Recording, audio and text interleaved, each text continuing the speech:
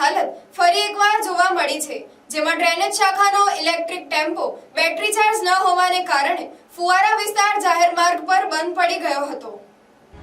નવસારી મહાનગરપાલિકાના વાહનો ગમે ત્યારે રસ્તામાં બંધ થઈ જતા હોય છે અને જેને અન્ય વાહનોની મદદથી ખેંચી જવાની નોબત પણ આવતી હોય છે।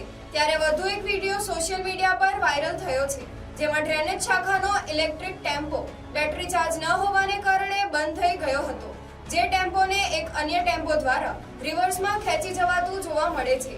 આ દરમિયાન માર્ગ પર અકસ્માત થવાની સંભાવના ઊભી થઈ હતી, જેની જવાબદારી અંગે પ્રશ્નો ઉઠ્યા છે। ત્યારે આ પહેલા પણ મહાનગરપાલિકાના વાહનોની નબળી સ્થિતિ સામે આવી હતી। ભૂતકાળમાં નવસારી નગરપાલિકાનું ટ્રેક્ટર એક પેંડા વગર જ રસ્તા પર દોડતું જોવા મળ્યું હતું। નવસારી નગરપાલિકામાંથી મહાનગરપાલિકા બની તો ગઈ છે, પરંતુ તંત્ર દ્વારા નવા આધુનિક વાહનોની ખરીદી માટે કોઈ નક્કર આયોજન કરવામાં આવ્યું નથી। ए भाई जरा देख के चलो, आगे ही नहीं पीछे भी, दाएं ही नहीं बाएं भी, ऊपर ही नहीं नीचे भी।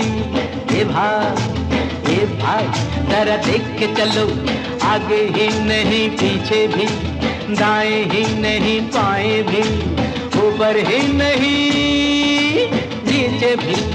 ए भाई। Bureau report NTC news Navsari.